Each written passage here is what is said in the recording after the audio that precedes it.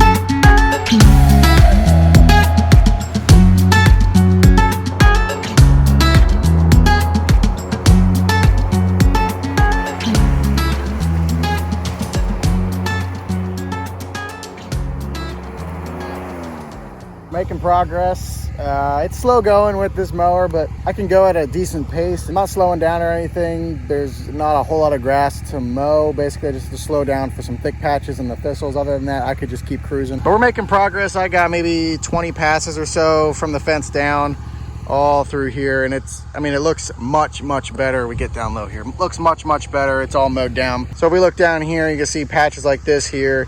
Over there we got weeds there, we got like a thistle there, so there's that stuff that I'm mowing. The thought is that, you know, it'll grow up a little bit thicker, a little bit better. We were dry for so long. We were really dry. Finally we got a couple days of good rain, so there's a lot of good moisture out right now, and stuff's really going to start popping, and then hopefully it'll come back real strong and they'll have a good stand to graze on throughout the summer.